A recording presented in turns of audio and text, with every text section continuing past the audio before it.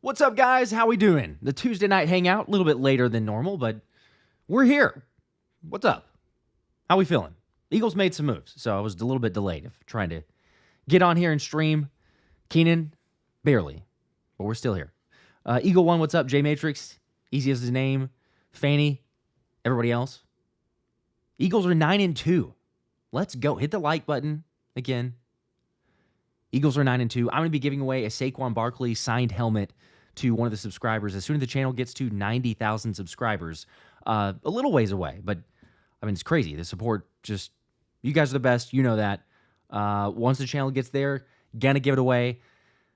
Saquon's unbelievable. So we're going to talk about that. Obviously, MVP type season. There's no reason he should not win MVP. But most importantly, I guess to start out with, the moves, the acquisitions to try to, we shouldn't say replace, but try to, manage with Brandon Graham, unfortunately, tearing his triceps. I believe I said tricep, and it was corrected. I think technically it's triceps, even though it's singular. I don't know. I didn't pay as much attention, obviously, in anatomy class. Nonetheless, prayers for BG. It was terrible news. It is terrible news. He's still going to be there. But again, you start looking at, okay, how are the Eagles going to figure that one out? Who's going to be available? Who do they sign? So let's get into it. First off, I do need to, obviously, first quick mention, shout out to the official sponsor of the channel, Underdog. As always, feel free to scan the QR code, use code Philly Special. You get up to $1,000 in bonus cash if you do that. And also for the weekend, if you're looking for, for the weekend or even for Thanksgiving, there's a special Feast Week pick. So my wife is a fan of this, Packers fan, obviously. But I might, create you an account. You're a new customer. You get a free pick on Jordan Love. Pair that with another one. Automatically win big. Potential there. Take the bonus cash. Or if you wanted to, you can also do Underdog streaks. And that's what I've been doing recently. Trying to hit that 10,000 if we can. But I haven't gotten there quite yet. Gotten close. I think I've had like eight in a row. Almost. But you try to make enough picks in a row, get to 11 in a row, you can win up to 1,000 times your money. Not a bad gig.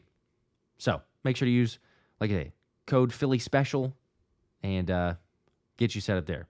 So kudos to them. All the giveaways, as I mentioned before. But let's start with the official news and signings and acquisitions. So Mike Garafolo broke the news before it actually became news. And then the Eagles, made it official whenever they actually posted it on their Twitter account. So this was only, as of 2 hours ago-ish, as of 8:35 Eastern time. Yes, fitness, breaking news. We did sign 2 guys that we're going to talk about. So, sorry, I was seeing some of those comments. I was just running through, obviously, the start. There is the official update from the Eagles page, though. So, Eagles, we've claimed defensive end Charles Harris from the Carolina Panthers, which I will talk about. Also signed defensive end KJ Henry to the practice squad, and then released Siaki Ika and Marcus Rosemy-Jacksaint from the practice squad. And then also, again, placed Brandon Graham on the injured reserve. So, official update there. News ends up meaning that there's still one spot available. And I don't believe Anthony Devonta is here yet. He did mention he probably would be in the chat at some point, but he made mention of this, as several others did, but I saw his first, of the Eagles still have one opening. So could it potentially be another pass rusher? Are you trying to just load up like crazy, or is it you just stick with 2 of these guys? But curious to get y'all's thoughts on the moves. And I'm going to break it down. I'm going to get into more of details, info, thoughts, takeaways. Yes, the game as well.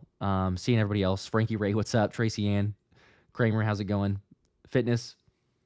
Tyler says, hope everyone has a great Thanksgiving. Absolutely. I mentioned it in the previous video, but the Giants fans, thank you to the Giants. Thank you to your Giants fans. If you have them, they might have a rough one on Thanksgiving. Maybe not. Maybe they beat Dallas in Jerry World, but thank the Giants for Saquon Barkley, for what he's doing. And the stash does stay. So, yes, Telly, the BG interview, that was emotional. So yeah, if you've not seen that, just be forewarned. It's worth a watch. It for sure is worth a watch. But yeah, it's emotional seeing him get teared up. Emotional on his side. So, Josh Mitchell, what's up, man? How's it going? Devonta, what's up, dude? All right, so officially, I guess it doesn't matter too much where we start. David, Jalyx Hunt, let's go big. Yes, we got a little collab coming up with Jalyx Hunt, by the way. Thomas and I do, so stay tuned for that. That'll be pretty cool. There is, just to get it kicked off, how about KJ Henry? We'll go to all of them. But as far as, what to expect there, thoughts on KJ Henry. I talked about him in the last video that I dropped, so a lot of you probably already a little bit more up to date on KJ himself, as opposed to some of the other acquisitions. But drafted in the 5th round, former Clemson player. Ultimately, had some moments. Not so great the first year, but there was actually a lot of hype in preseason, this past preseason for him in Washington. He had one of the highest pass rush win rate grades. Again, it's preseason, so, that's take it for a grain of salt. But there was at least some hype there. Didn't live up to it. Got released by the Commanders. Ends up going to Cincinnati on the practice squad, or on the roster, on the practice squad, kind of bouncing back and forth. Doesn't really do anything. Goes to Dallas. Same kind of thing there. Practice squad. Doesn't do too much. Did get a sack. I shouldn't say nothing, but got a sack in, I think, 40 defensive snaps, I believe. So, it's one of those signings that he's shown burst. He's shown athleticism. He's got some physical traits. But there's certainly, I will say, there's a weakness from what I've seen, from what I've read, from what I've watched, a little bit of a weakness when it comes to run stopping. So, feels like this is a depth signing. I did say it on the other video too. Depth signing, a guy who can maybe come in there as a situational pass rusher. You probably don't ask him to stay in there for, crazy amounts of snaps just because of that potential liability. But he's young, and so, 25, there's still potential. There's ability to turn this thing around. And if anybody can get it out of him, it's Vic Fangio, because we've seen all these other guys that, people are, oh, they're washed. They're not going to be able to do as well, and we've seen them turn a corner. So, yeah, that's first and foremost. Carla says, this team makes, what was that? Sorry, I missed that. This team makes players great. This year, they certainly do. Especially with the coordinators. Like, I was thinking about that too. You look at what this team's done. This is a team that was the 30th ranked defense last year. Now, I'm not trying to take anything away from the players, but Vic Fangio, Bobby King, Christian Parker, like first and foremost, Clint Hurt, the guys together with a joint message, a joint unity, getting everyone together. Yes, the right leadership, the right guys that are showing up and making plays, absolutely. But you turn a 30th ranked defense in one season to be the number 1 defense in the NFL. It's wild. It's unheard of. It's ridiculous. But that's where they're at. And it's the reason why, obviously, Philly's doing so well. So, all right, so that's the first one. Mars says Justin Houston, all I'm going to say, or JPP. That's fair. Those are, and I've seen those comments for other individuals. So that was KJ Henry, obviously. Again, wanted to at least get to him. Now, the more impactful one, I will say this. The one that I believe will be more impactful. There's some significance there. Certainly worth bringing up for all of these, but I would say is Charles Harris. So let me get that one up here. There you go. Charles Harris, for those that may not be aware, I'm sure, again, a lot of you are, but 29 years old. I believe it's 19 and a half sacks that he's had in his career. This season, not too bad. I could not find as many of the Panthers clips and everything, so you're seeing him with the Lions, but formerly with the Panthers, claimed off of waivers by Philly. 6'3", 250 pounds. By the way, you also have a lot of, let's just say, a lot of size with these acquisitions. These are very Vic Fangio-esque. Like, this is Howie going to Vic Fangio saying, yes, I understand that we need depth. What do you want? And we've seen a number of times when you talk about edge defenders of who Vic Fangio wants, it's going to be guys with a lot of size. and you got 6'4", 255 KJ Henry. You got 6'3", 250-pound Charles Harris that have both been signed to the team. So these are not your smaller framed guys who you're going to have issues with. Again, KJ Henry has the size, run stopping, not as much. Charles Harris, he's been actually a little bit better in terms of, if you're looking at grading in his run support than his pass defense, or his passing grading, pass rushing grading, I should say. But anyway, 19.5 sacks in 99 career games. I think it was, and again, this is a guy who first round draft pick. He was right there actually whenever Derek Barnett got drafted. Take that for what you will. Whether they made a mistake, whether they didn't make a mistake, we had our frustrations with old DB, but he was still a part of the Super Bowl run, so we give him credit for that. Not a mistake. I wouldn't say that, but still, this is another name that Philly was eyeing at drafting at that point. So, in a roundabout way, eventually makes his way back to Philly, and like I say, a veteran, someone that you could trust, someone that you can go out there. He has, believe it or not, he has more pressures than I think everyone on this team besides Josh Sweat. Like, coming into it, he has 16 pressures on the season, 3 sacks. So with Brandon Graham going to the IR now, he would officially become the second highest amount of pressures on the Eagles team. So it's promising. We're not saying that he's coming in here starting, going to be a game wrecker, anything like that. But this one to me is like, out of potentials that you have, Anthony had also texted and said, hey, maybe we should look at this guy. And he nailed it, of course. Not a surprise. But yes, I'm a Waker U says he's a good rotational player at this point. That is exactly where I'm at. I think it's a great signing. It's not a, earth shaker, but nothing is at this point of the season. You're past the trade deadline. So, for those comments to say, hey, go trade for, I saw some people say, hey, go trade for Clowney, go, some of the potential targets that we talked about around the trade deadline. Obviously, that doesn't actually work. So, yes, engine, depth and rotational players is all we need. Absolutely. Rich, I was just running through that. KJ Henry, official, and Charles Harris. Those are the two specific names. Now, I will throw out there, because I've seen a couple of these also, of potentials, and this is not impossible because there is, like I said, a roster opening.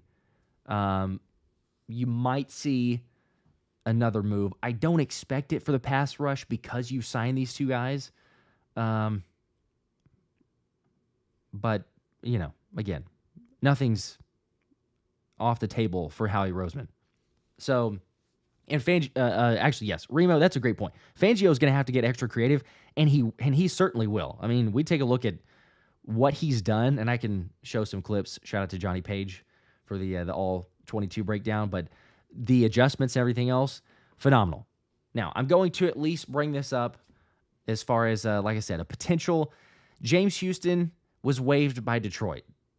I'm pretty sure a lot of people are going to remember this name. He came out of, it felt like nowhere, not a no name, but a rookie, didn't play for a while, and then all of a sudden when he did, it was 4 games in a row, 5 games in a row with a sack, had 8 games in a 5-game span or something. Crazy, his rookie year.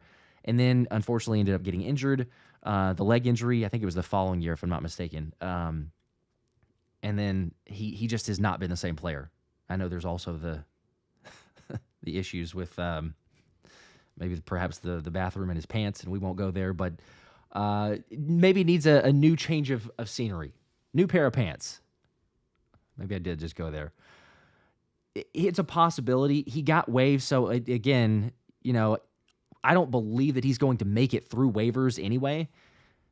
Perhaps, if he got a little bit lucky. He's a guy that I would say take a shot on, yeah, if he does make it through waivers and Philly's able to claim him. But ultimately, with where Philly is on the waiver priority order, it's probably not going to happen. But we'll see. Again, one of those other potentials. Jason, what's up, man?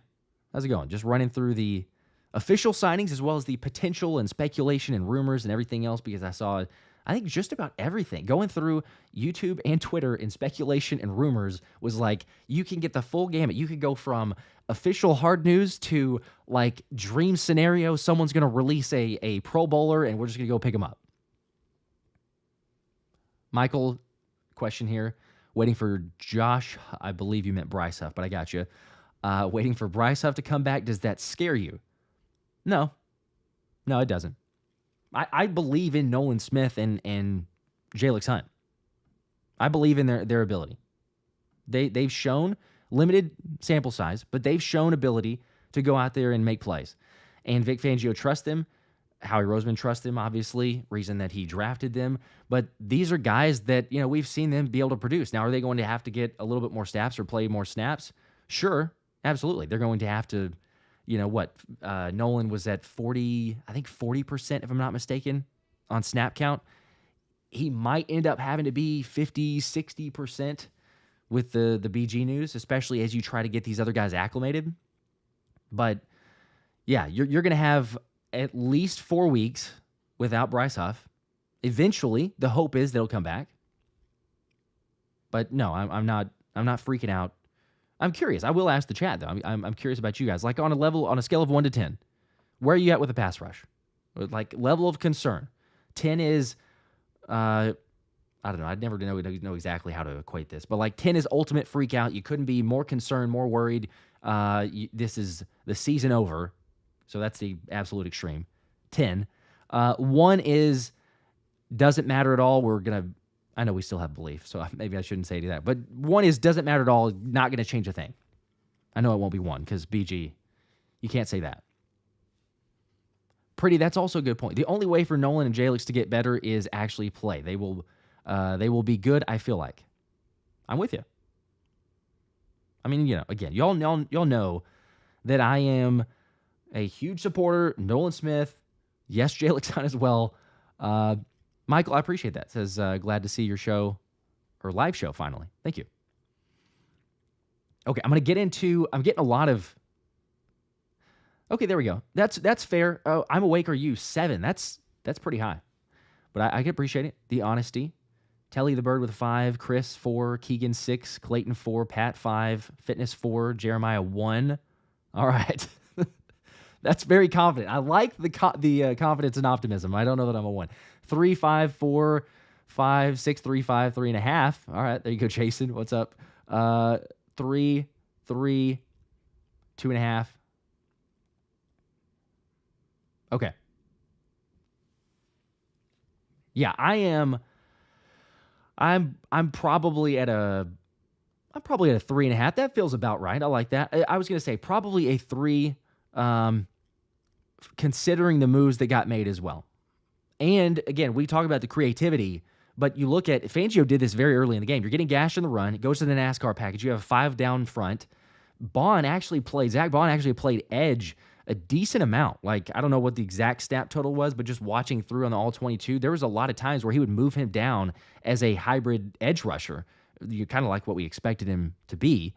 And then you're playing with Nakobe Dean as the linebacker of sorts. So, yeah, I would say with the guys that you have and the versatility, you could move. I saw a comment earlier. It's been multiple times on other videos that I've done. I think even on the live stream. Jalen Carter's a beast. You can move him around wherever. You put him at edge for a couple snaps, right? Like put him outside. Now, granted, you're careful and limited with what you're doing there, but still, like he can wreck from wherever. So you put Jalen Carter. Milton Williams can slide outside. He's got more than enough athleticism if you want to ask him to be kind of that BG type of play style. Now, has he come around the edge as much? No. So bend might be a certain thing, but I think you can offset this thing and not be as concerned. Yes, I did see also, I'm going to get to some of these other comments as well, but there's the notion of Shaq Barrett. I covered it in the video today. I think there's a couple comments that maybe responded to that, but Shaq Barrett also wouldn't be a bad option, would be in favor of that one if it was realistic. Unfortunately, it does not sound like it is. He is coming back out of retirement, but when asked about, would he be willing to play for the Dolphins, he said he would. And also, I mean, Miami has his rights, so there's no way he can go anywhere else unless they waive those, unless they just say, yeah, you're good, like, move on. And it would have to get drastic. and kind of crazy, I think, if that were the scenario. You look back at, I included it in my video, but the interview with Kay Adams from, I think it was, when was that? Like in June or August? I think it was June.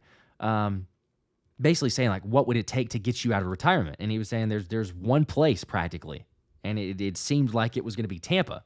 So I don't know if Miami is something there. Drew Rosenhaus is obviously good at what he does as an agent, who is Shaq Barrett's agent. Something's worked out, and so the immediate speculation, sure, is like, oh, the Eagles lost BG, odd timing, Shaq Barrett, but then reports come out very quickly. It sounds like it's probably him just staying put in Miami, or returning to Miami. So again, I wouldn't say it's like 0% chance, because we know what happens whenever we do that, but maybe 1. Jason, I just saw your comment.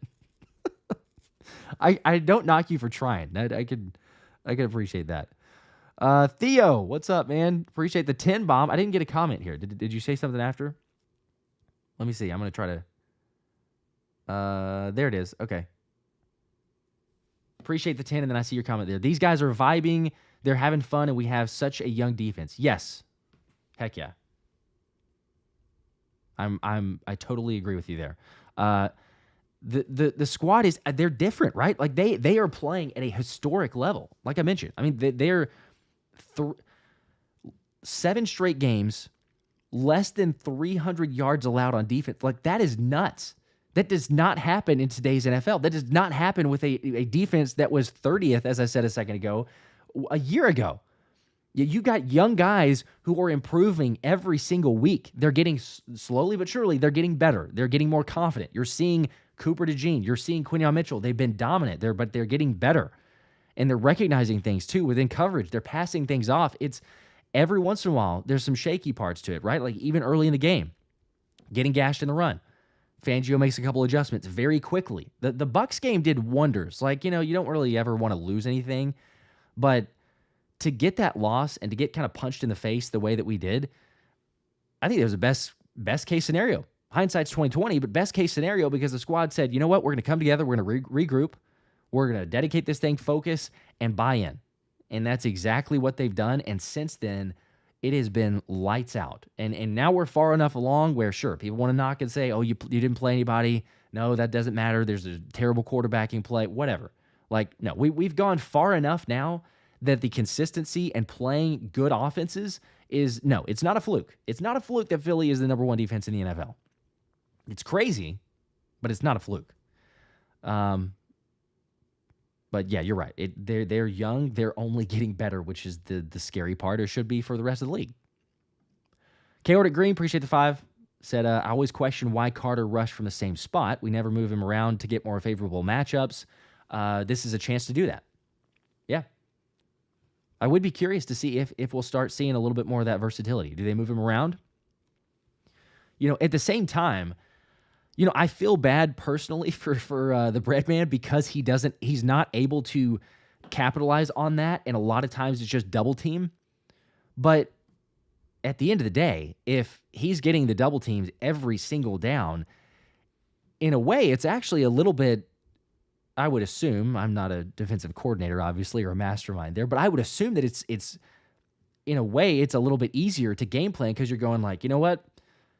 70% of snaps, Jalen Carter's going to get doubled. So let's create mismatches. Let's do stunts based off of that, knowing that they're going to double. Let's, try to shift things to a certain side. Let's go away from that. Like, I don't know. I would envision that maybe they can get a little bit of a balance of that, sure. But at the same time, I mean, Fangio's one of the best for a reason, and you could see that there's a difference. I mean, how great was it, the fact that Milton Williams got 2 sacks? Could have even had 3, but 2 sacks?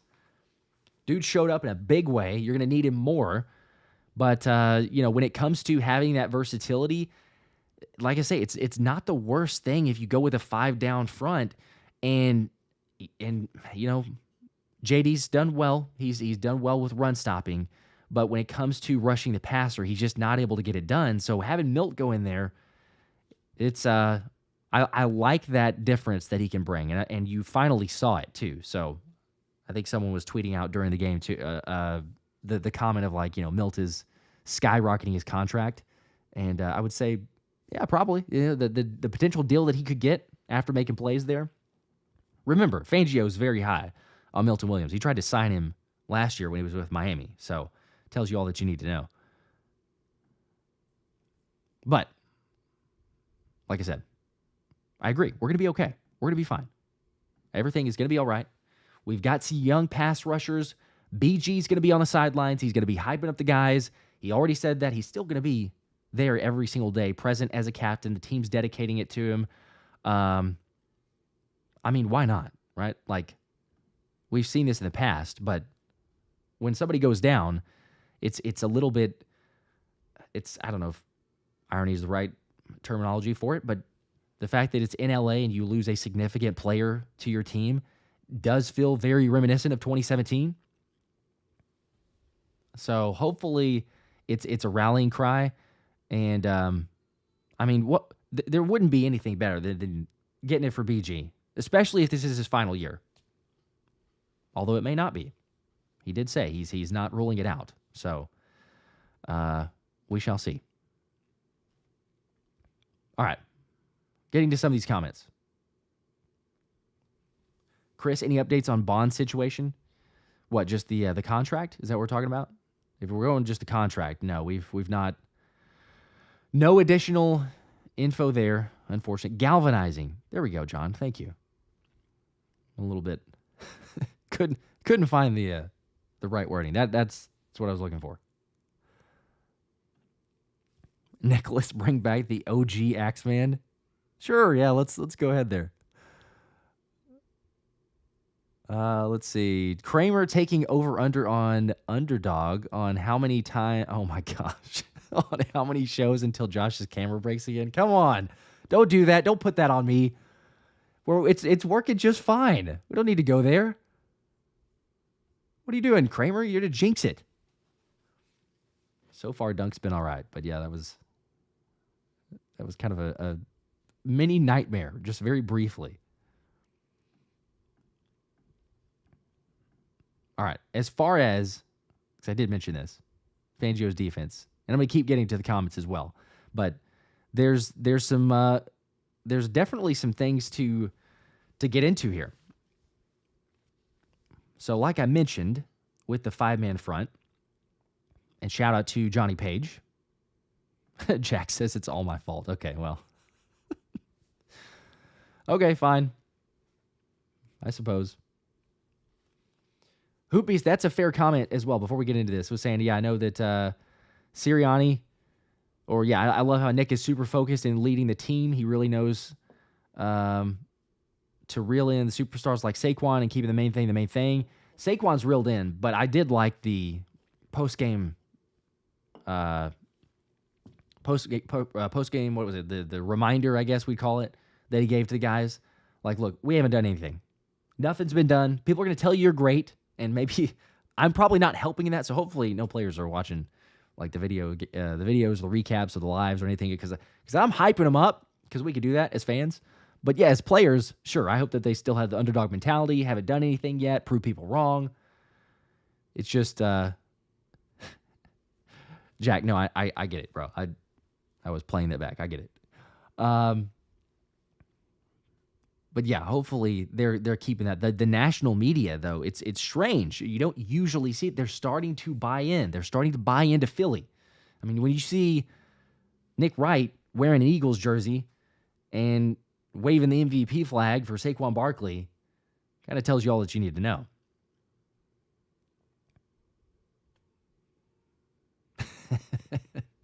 Eagle one, that's fair. It is talking trash about Anthony's camera color. I did it. I will accept that. It was my fault.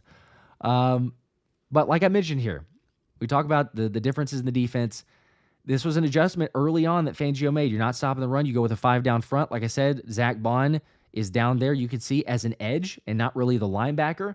And then you had Nakobe Dean as the lone linebacker in that setting. And also you could see Coop on the far side. He's also like a hybrid linebacker. I mean, how good is Coop? It's no coincidence that the Eagles are undefeated with Cooper DeJean in the lineup. Post bye week, You insert him there for the nickel. Would have been great to maybe have it earlier, but I mean, what he has done and changed for this team, because he can tackle like a linebacker and he can cover like a corner, and he won the what were people calling it, the Cooper Bowl? Yeah, he definitely won that. Yeah, not much better than the whole Coop chant at the game.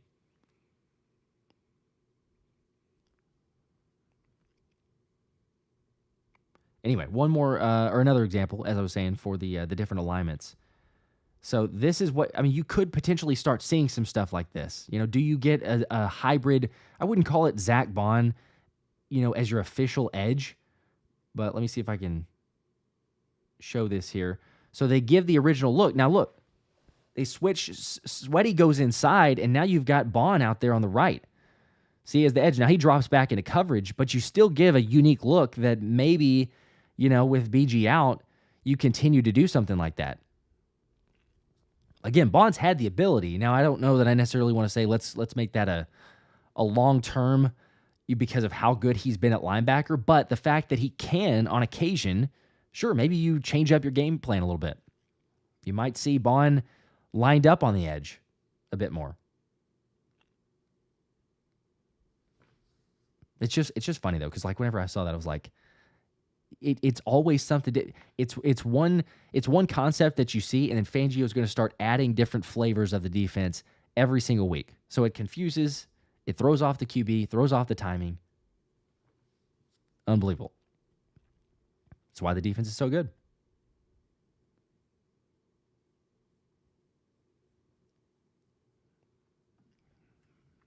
All right, let's see. A couple comments here. Chris. Let's see. Josh, do you think Fangio could revive the careers of the players we signed? And then Remo, that's a fair point. I'll get to yours, Chris. Remo, say what you will about JD, but the dude is always taking up 2 offensive linemen. He is for sure on at least run stopping downs. Pass rush, he's kind of just left out there. A lot of times, actually, in pass rush, if JD was out there, they were doubling Jalen Carter, and then just like, all right, good luck. JD, you can try to win one-on-one, but it didn't happen as much. But Chris, I think that he can. I mentioned a second ago, I was going through just the different players and their ability, potential, what they can utilize. They're players that very much fit Fangio's defense. They're a prototypical edge rusher for what Fangio prefers. I mean, you got guys that are 6'3", 6'4", 250 plus. Not a lot of those on, at least in terms of Nolan, not up to that size.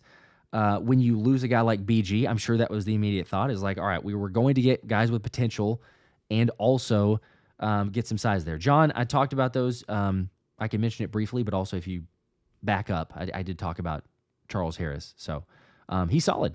He's solid. To me, as far as a rotational player, I think he's one of the best options out there.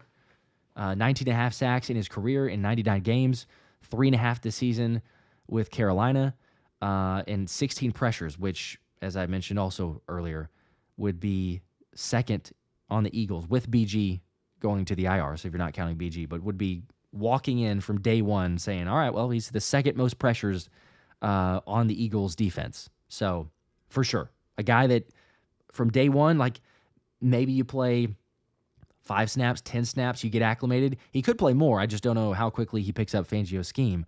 But we're talking 2, 3, 4 weeks from now, you could get a guy who's playing 20, 30 snaps a game. I think that he'll be solid.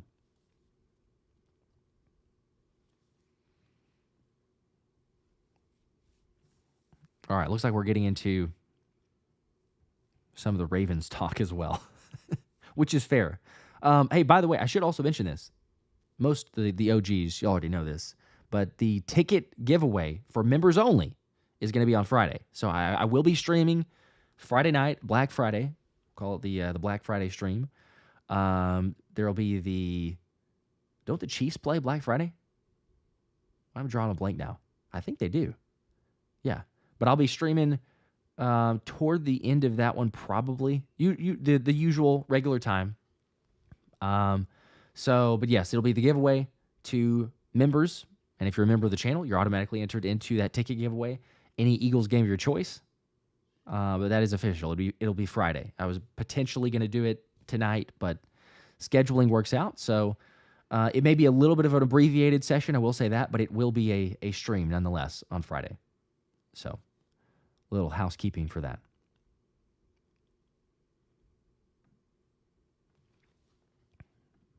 All right, we've talked a lot about the defense. We haven't gotten into the offense yet. Any initial thoughts? I got some of those or several of those from the video, the game recap. But thoughts on the offense from, I guess, for one, the game in itself. I mean, obviously what they did against LA, but and then moving forward. Thoughts there. Clayton, how much is a membership? The lowest tier, I believe, is $3 a month. So for $3 a month, you can get entered. Or looky there. Oh my gosh, John with the 5. Gifting 5. 5 people just got entered in. So there you go. You may not have to if you were fortunate enough. Excuse me. Matthew Perez. Lorenzo Lavati. Brad H. Christian Pagalagan. I probably butchered that. Jesse G94. Congrats. Let's go. And thank you, John. You're the man. Let's go. Let's see. Speaking of, actually, I got to get to the super chat. So Lorenzo, appreciate the 5 bomb. Let's go. Is there any concerns about the Eagles' pass games running the ball? Oh, okay. Again, punctuation. Is there any concerns about the Eagles' pass games running the ball? Been great, but we got to get the pass going. It's a fair question. I would say no. So far, you can look at the numbers. Fine. It's not very high. It's not a lot of yards, but Jalen has done enough with the pass game to win you these games, to take care of business, basically. He made a couple throws on third down that were really crucial, that were really key.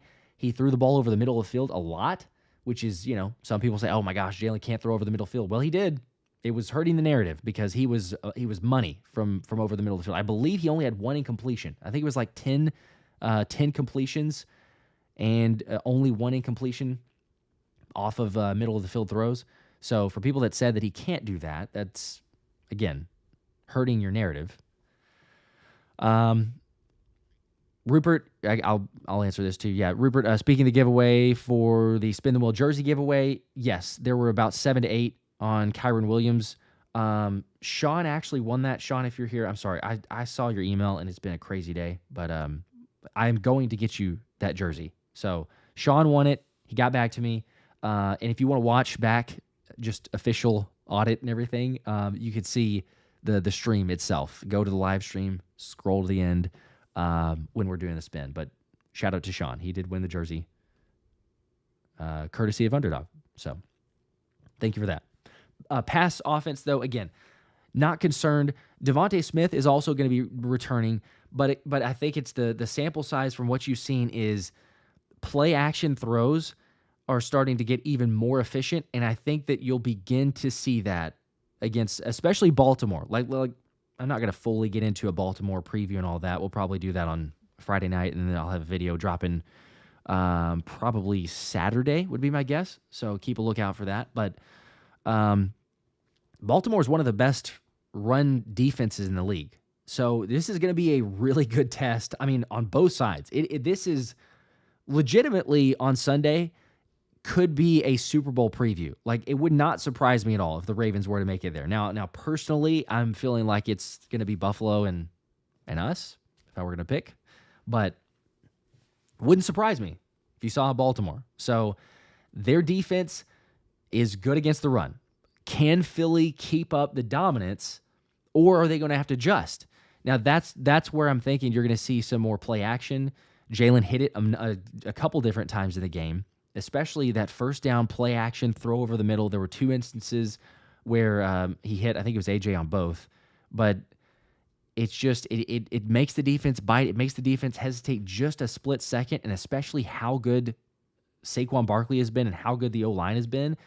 It's it's almost a given. Like, you could just take it. So, yeah, if we were not running the football, and, I guess it's like a double-edged sword, and maybe there's a little bit of double standard there as well. But, like, if we weren't running the football and we saw these, then I go, okay, yeah, there's some concern. But you don't need to. So, like, why force it? That would be my argument. People go, oh, Jalen's not throwing for 300 yards. Jalen's not throwing for 250 yards. Well, but it doesn't matter if you're winning the game and you're blowing teams out now. And they're taking care of business. There's some slow starts, but they're making adjustments. And this team is the best whenever they're a run-first team. I think most everyone would agree with that, but they're the best when they're a run-first team. And think about it. We've already talked about it. They're the number one defense in the league. They're the number one rushing team in the league.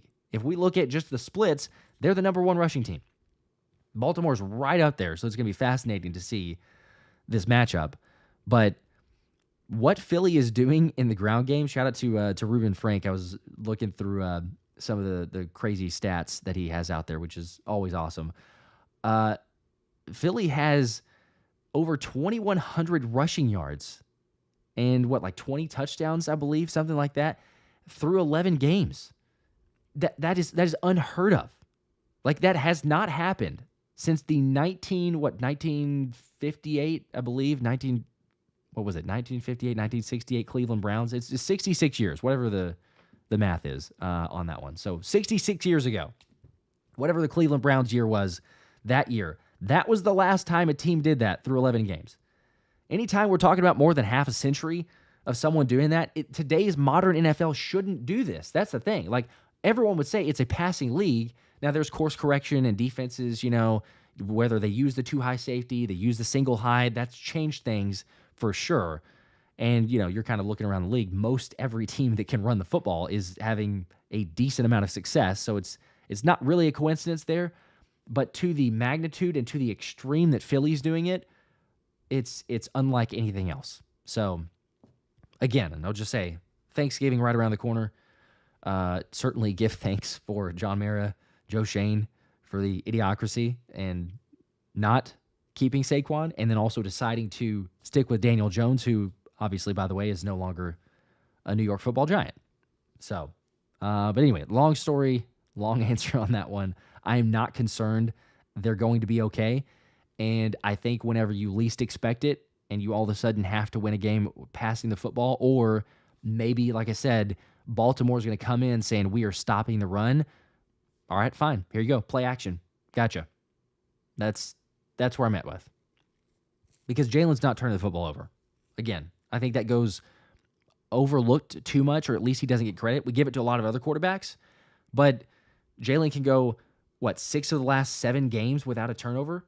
That's crazy, especially because the narrative was, oh, Jalen Hurts, he's going to give you a turnover, he's going to throw you one, he's going to fumble the football. How many interviews have we had on, like the Washington Commanders interview? We've had a number of others that I've put on the show from national media, from other individuals of, I would take, I'm drawing a blank of who I think Jeff Saturday was the one saying, I would take Jaden Daniels over Jalen Hurts, because I'm more confident. He's not gonna turn the football over. He's being safe with it. Well, I don't know how long you have to go, but Jalen Hurts is a winner. And, if you want to look at stats, I guess whatever. But he's doing what it takes to win, and he's being very secure with the football. Some argue too conservative, but you're winning, and it's not even close. If these were nail-biter games, or you're losing some games, then sure, maybe we say, well, throw the football a little bit more, be a little bit more aggressive. But it's kind of a blend. Some of the play calls have been bad. If you go back and watch all 22, some of the route trees are awful, non-existent. There's nowhere for him to go with the football.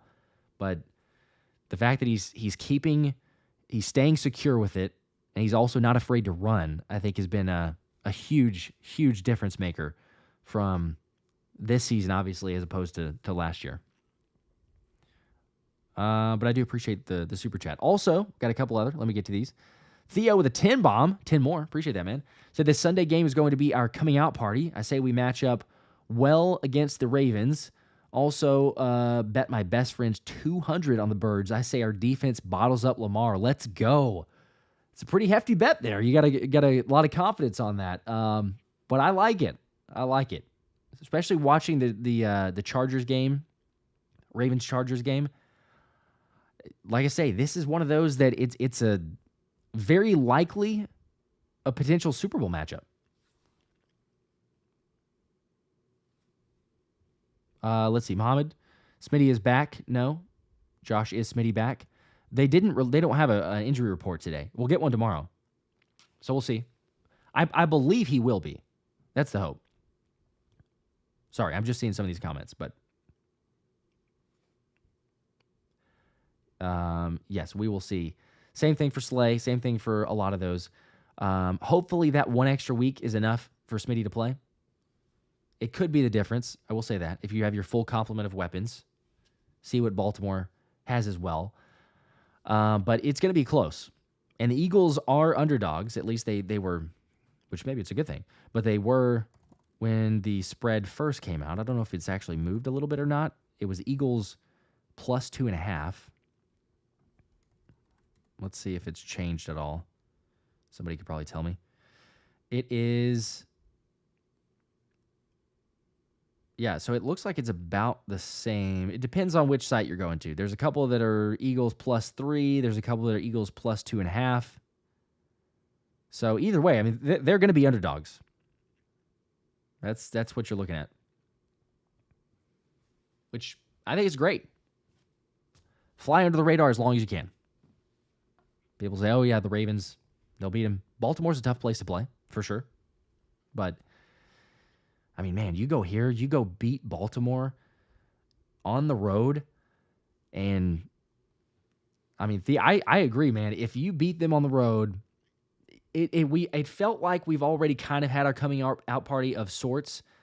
Maybe not holistically for the team because there's still some doubters out there. I think Saquon Barkley for sure did because he went from 60-1 odds before the game to 6-1 odds. That is a crazy change in the line shift on MVP odds. But, I guess when you run for 255 and you're on national primetime, that's what happens. But holistically as a team, yeah, you go to Baltimore, you win that game, you're already on notice for people, but you've definitely put the rest of the league on notice. There's no way that people don't see that. Again, you lose your element of surprise because then no one's going to be like, yeah, well, Philly's won 8 games in a row. They're 10-2 at this point. They just beat Baltimore at Baltimore. And then you look at the rest of the schedule, there's not a ton of, there's no immediate wins. We know that. But there's not a ton of really difficult games remaining. Pittsburgh, that could be one. They got a good defense. See how they play there. They've beaten some good teams. That'll be a good game. Should be. But if you take care of business, it's a home game. We got Carolina at Washington. But, what is Washington the later part of the season as Cliff Kingsbury usually gets got? Dallas is not going to be there. They're not going to be competing, and New York. So I don't know. Detroit's got that number 1 seed right now, but you win this one. This feels like where the tide shifts and gives you first seed in the NFC. I'll just say that. If the Eagles beat Baltimore, we will get home field advantage of the playoffs. If they lose, I'm not going to say it's impossible, but I think that it's going to be naturally, it's going to get more difficult. I think percentages-wise, then we're talking about like a 15% chance, maybe 20% chance. Like they're probably going to lose too, sure. But, then it's back to 2 games and see where that is. Let's see. SEMO with a 5. Appreciate that. AJ has 730-plus yards on 39 catches. Absolutely blasphemous. How is that blasphemous? I don't know, is that I'm not getting that if that's yeah, maybe telling Anthony, you're here. I was going on there. Eamon says love being underdogs. But Anthony finally made it. We're just, talking about the team as a whole. And then certainly, where they're trying to get to, and Detroit's schedule. Cool Rains, a lot of Detroit's games are at home. It's fair, yeah, but John, I know you always have to correct me. When they beat Baltimore, it's just, you know what it is. I say it every time. You know what it is. I'm trying to not jinx it, and I'm going cautious optimism. But you're right. A guy who's just here. Detroit has a better conference record. We lost to Atlanta. Yeah, that's why I said if we lose to Baltimore, the 2 games, the tiebreaker factor, like not impossible, but like 15% chance maybe. If we get home field advantage right now, and there's a long way to go, yes, but it feels like we're on a collision course for Detroit. Like it feels like the question is not whether we play Detroit in the playoffs, it's do we play them in Detroit or do we play them in Philly? Just from seeing these 2 teams. Chuck saying injuries and Campbell screw-ups could limit Lions. Possibly. Green Bean, is Nolan Smith too small to set the edge and get off blocks? Are we screwed now that... hold on. Lost that comment. Are we screwed now that we don't have Brandon Graham? Will teams run all over us without fail now? No, they will not. They will not. We'll be all right. Nolan he's gotten much better in terms of the run defense. I mean, gradings-wise, he's been really, really good. If you look, again, you take everything with a grain of salt. I understand that. But if you want to know official gradings for PFF, Nolan has been basically the same grading for pass rush and for run defense. So you see it right there, 67.5 or 67.3, 69.7. It's almost identical. You're right. Yes, he's a little bit undersized, but the difference I think has been from the early part of the season, he was not getting off those blocks and he was getting bullied. And then now he started to use his quickness, and you've seen a number of times he'll hold up the defender, and then right as the runners come in, be able to throw those off. So if anything, I would say Nolan is not a liability in run defense. Like that was what he was much better at Georgia. I mean, if we remember talking about Nolan, how many mock drafts do we have, and going through the analysis of what he could be on this defense and everything else, he was better at his run support than he was. He didn't have the stats for the sacks. He was able to get some pressures, but his stats were not there in terms of sacks. And so, then the knock was like, well, he's a little bit raw. He's going to be just one move with the pass rush. We've started to see him use some power. We've started to see him have some counters, and that's led to the success that he's had with sacks. But no, it's a fair question. To me, I'm not concerned about the edge and the run defense. BG is different. I'm not saying that he's not, but I think that Nolan will be fine. You're going to have some adjustments from Fangio, again, whether that's playing a 5-man front or, do you send guys in different spots? As we said, do you have a hybrid of that with Zack Baun down the line? Probably more so for pass rush situation, but if you move out Milton Williams to the edge or to the outside, and you have Nolan there as well. But yeah, I'm not concerned. How tall is Nolan? I'm sure someone's already looked this up. I think he's 6'3", right? Is it Nolan 6'3", 240 is off the top of my head. Let's see. 6'2". I gave him 7/8 of an inch. 6'2" and 1/8. And 238. So yeah, we're close. 6'2". John, that's also a very good point. Cooper DeJean. Cooper DeJean is the difference maker, the equalizer. A lot of other nicknames we could give him, but Cooper DeJean is that extra addition. I mean, how many times do we say the Eagles can play nickel a whole lot more than a lot of other teams and be successful at it because of Cooper DeJean's physicality and the way that he tackles? It's like another linebacker on the field. Yes, Nakobe Dean. Let's see. Elias was saying Dean has been flying. Yeah, Dean's been just insane.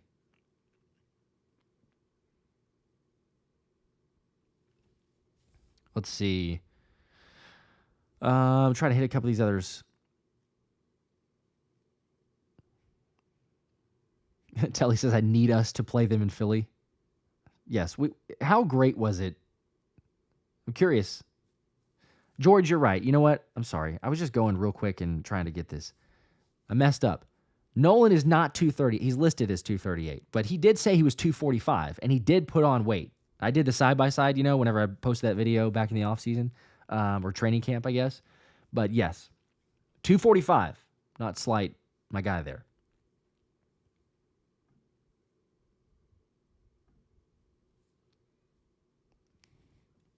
Robert, several people have asked if Devonta Smith is coming back this week. I don't know. No one knows for sure. We'll get the update tomorrow. The official injury report will come out tomorrow. We'll have details, have a breakdown.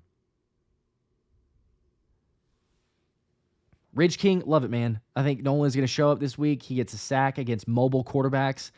Absolutely, 100%. I haven't gotten into the breakdown again, not going like full bore to the Baltimore conversation and preview there, but I said it. Anthony can probably attest to this because I was talking about like, hey, what Nolan could do, and certainly with a guy like Jaden Daniels, and that's why I was like, you know what, I think Nolan, I think he could get a sack. Jaden Daniels, get a sack there, use the athleticism, the speed. Not many guys can put up a fight of trying to contain a guy like Lamar Jackson, but Nolan Smith has a lot of athleticism. So if you're gonna have someone on the edge, I would much rather. I mean, look, no offense to Sweaty, but if you give me the option between Lamar Jackson and Josh Sweat on the edge or Lamar Jackson and Nolan Smith on the edge, I would prefer Nolan Smith to be having that matchup. But it's going to be fascinating. I cannot wait to see that.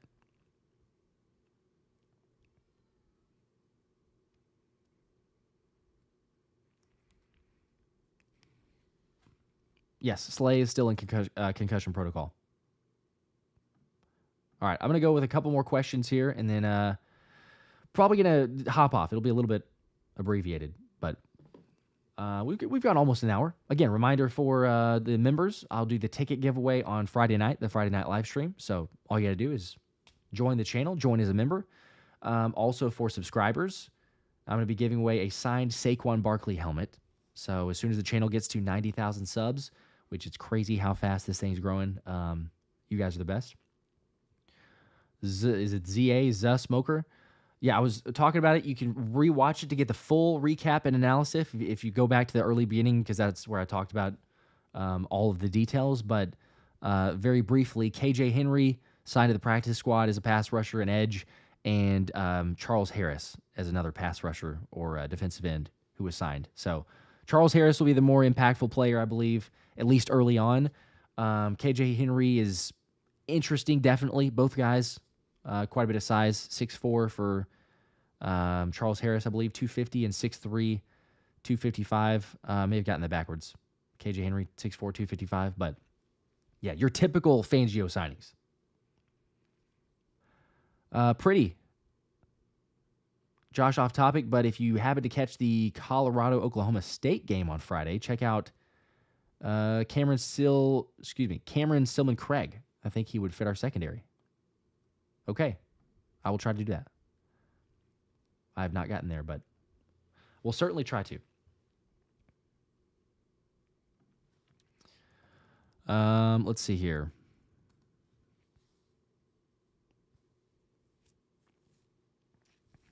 Anthony, any Malik Reed discussion?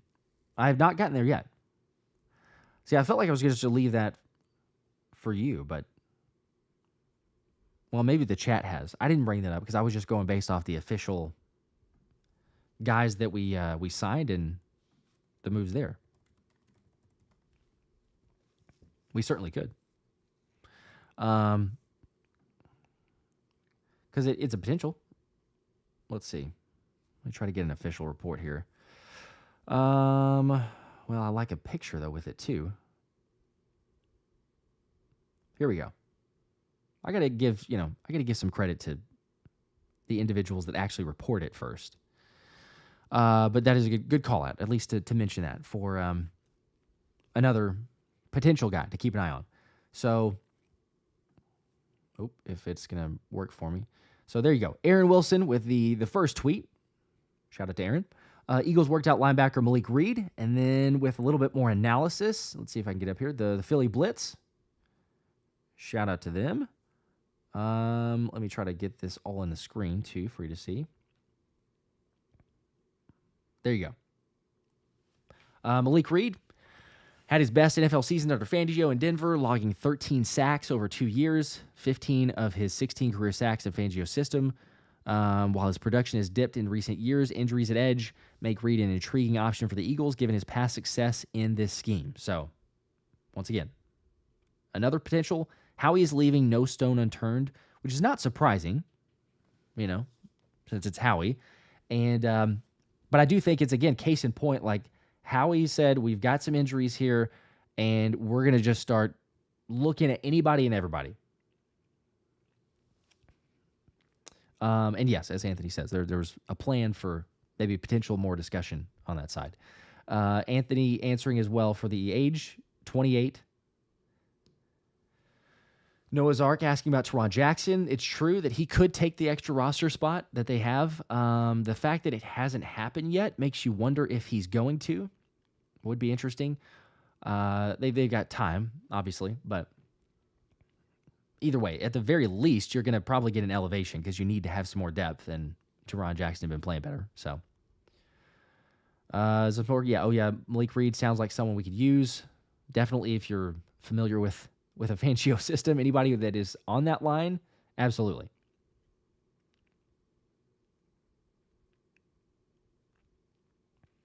Tyler, I know everything has been about BG. Was Sweat okay? Because I haven't heard anything. I haven't heard anything either. Unless Anthony has. Anthony would be the one. I haven't heard anything. Like I said, the official injury report will come out tomorrow. We'll get more details.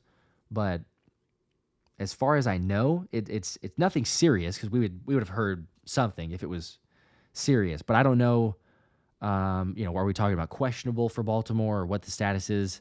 Probably won't know until tomorrow.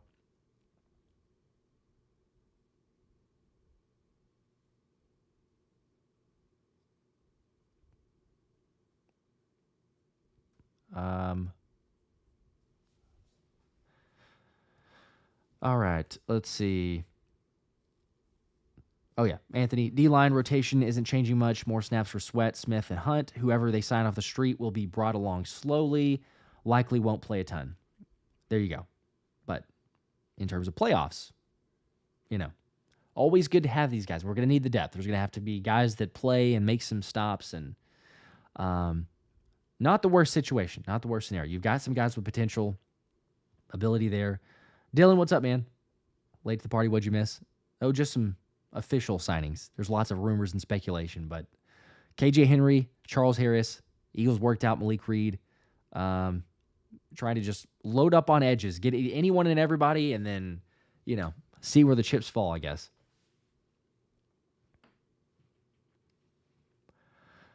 Keegan, bro, quit spamming the whole thing, man. I'm getting to these comments, but will Smith play? We don't know. I just said injury report comes out tomorrow. Will Slay play? Who knows? He's in concussion protocol. More details tomorrow. Jeremiah, they're probably gonna wait until after Thanksgiving to sign a guy. Possibly. It'll be interesting. Obviously, we'll go live as soon as there's any official breaking news for bigger signings and things like that, but assuming that we can.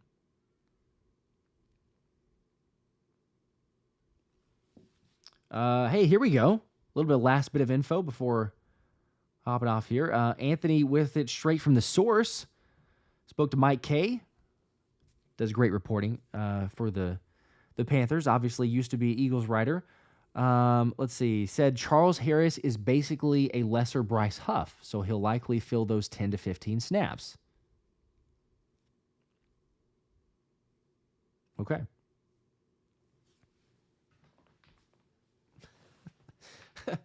Keegan's message is getting deleted now. Mason, did I miss Mason's question? Sorry. I'm trying to get to most of these. Josh, why did you become an Eagles fan even though your parents were Cowboys fans? I feel like I've answered this a million times, but I'll answer it again. By the way, Anthony, people don't want to hear a lesser Bryce Huff. I know you're just reporting what he said, but like a lesser Bryce Huff from what we've seen, I know is going to be met. There it goes. Like that was what was going to happen.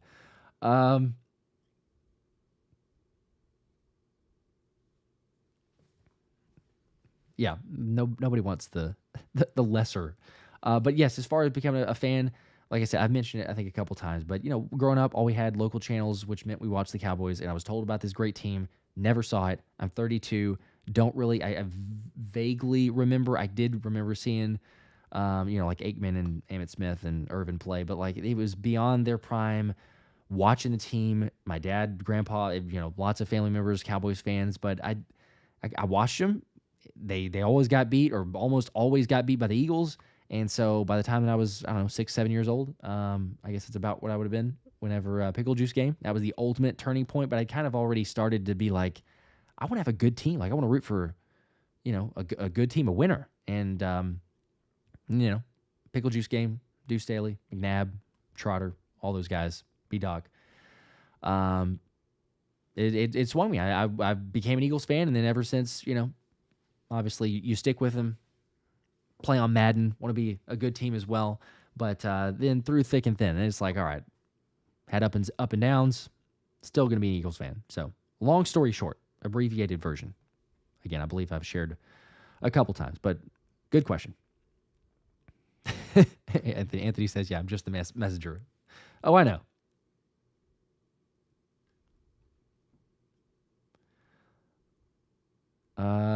Let's see here.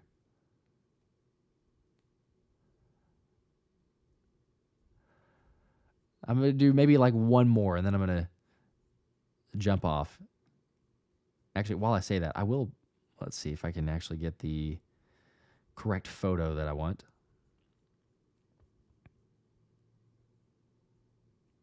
There we go. The official playoff picture after week 12. I know it's too early, but in case you're curious, where Philly would be, who they would play, what the seeding would be at this present moment, it would be Eagles hosting Washington. And then most likely, this is my opinion, but most likely if those were the seedings, long way to go, it's going to probably drastically change. But if those were the seedings, you'd play Washington in the wild card round, and then my prediction would be you'd play the Packers. Maybe the Packers don't win against Seattle, but I would feel like you would be playing, or excuse me, the Packers would go to Detroit with the 6th seed, which means then you'd play Atlanta or Minnesota is what I meant to say. So do you get a rematch with the Falcons, or do you have Minnesota? It'd be interesting. Obviously, the highest seed goes and plays Detroit, but it feels like, obviously the NFC North is claiming 3 of those playoff spots, but I don't know. It'll be out of those options. Yeah, we lost to Atlanta. John and others know that better than anybody else, obviously being there. But Jarkey says, please no Atlanta. Really? You would? I would actually be fine with that. Yeah, Remo says, I want a rematch with the Falcons to wash away that horrible, horrible loss. Either one. I suppose as, I think, who was it saying earlier? Like, it could be a Vikings one. But I would take either one.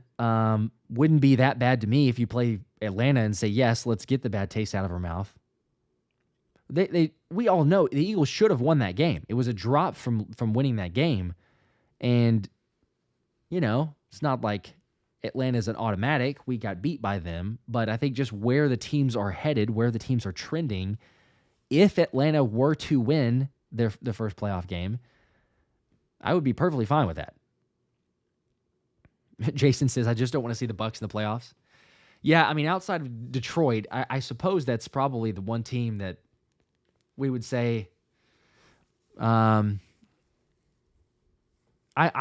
feel like we can beat them because things have changed a ton since that moment. But sure, like the Bucs are that one team that they've had a number. They've definitely had a number.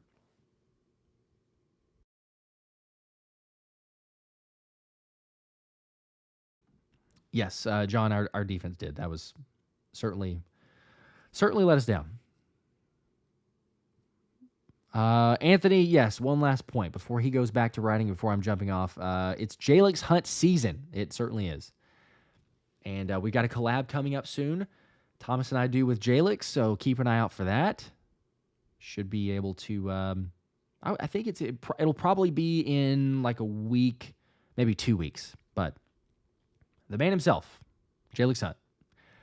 Something there. Christian with a 5 here towards the end says this is going to be the most watched game this weekend. Feels like a playoff game. 100%, 1,000%. Like I said, it could be very realistically a preview of the Super Bowl. Would not shock me at all if we see Eagles, Ravens in the Super Bowl. Huge game. Huge game. Atmosphere is going to be electric. The only downside, Anthony, since I got a shout out, he may not be here anymore, but had said that, unfortunately they can't flex the game because they have to do it 2 weeks in advance, but it should have been flexed to being a primetime game. I'm fine with it being just, an afternoon, but the way that the team makeups are, it does feel like one of those that it should have been its own thing, and you're watching the Eagles and Ravens play, and that's it. But nonetheless, huge game. Eagles, I think that they can. Yeah, birds and beers. They didn't do it close to, or they waited till it was too late. So, Keegan, what am I betting this game? I have not made picks yet. So, but I will share those. If everybody goes on and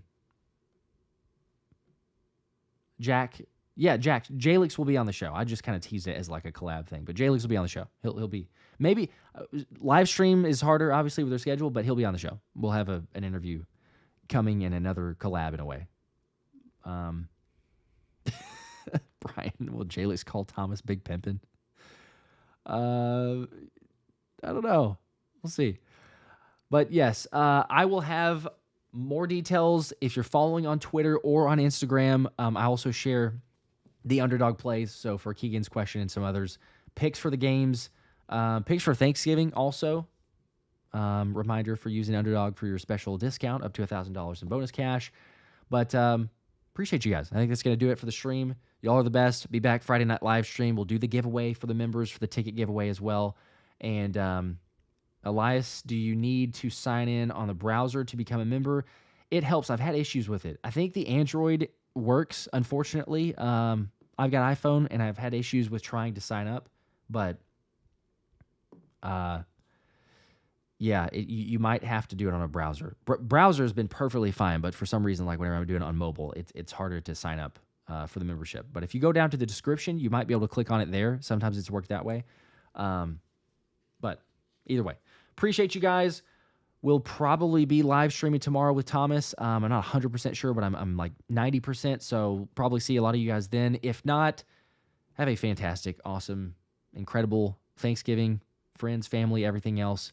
And I want to give thanks just to you guys and this whole community, because this thing, as y'all know, is not possible without you guys. Y'all are the best. That's why I try to do as many giveaways and events and memories and moments and everything else. But it's insane. So just a quick reflection on where this thing has gotten from a year ago. But for real, thank you for you guys. Y'all have an awesome Thanksgiving, and we'll see you again. Until next time, go Birds.